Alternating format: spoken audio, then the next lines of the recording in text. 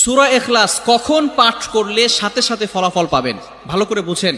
সূরা ইখলাস হচ্ছে পবিত্র কোরআনুল কারীমের ভিতরে ছোট সূরাদের ভিতরে অন্যতম একটি সূরা। তবে ফজিলতের দিক থেকে সূরা ইখলাস হচ্ছে গুরুত্বপূর্ণ ফজিলত, এবং এই সূরাটা এমন একটা সময় আল্লাহ পাক রব্বুল আলামিন নাজিল করে দিয়েছেন যখন আল্লাহ রাসূল সাল্লাল্লাহু আলাইহি ওয়াসাল্লাম দ্বীনের প্রচার করতে লাগলেন। এমন সময় আল্লাহ পাক রব্বুল আলামিন এক আল্লাহর দাওয়াত দিতে লাগলেন।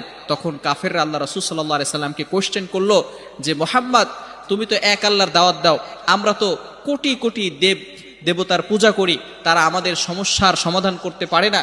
তুমি যে আল্লাহর দাওয়াত দাও সেই আল্লাহ কয়জন এবং সেই আল্লাহর সন্তান আছে কিনা? সাথে সাথে আল্লাহ পাক রব্বুল আলামিন এই কাফেরদের প্রশ্নের উত্তরে আল্লাহ রাসূল সাল্লাল্লাহু আলাইহি সাল্লামের কাছে এই সূরাটি নাজিল করলেন, কুল হুয়াল্লাহু আহাদ আল্লাহুস সামাদ লাম ইয়ালিদ ওয়া লাম ইউলাদ ওয়া লাম ইয়াকুল লাহু কুফুয়ান আহাদ। আল্লাহ পাক রব্বুল আলামিন এক, অদ্বিতীয়, এবং আল্লাহ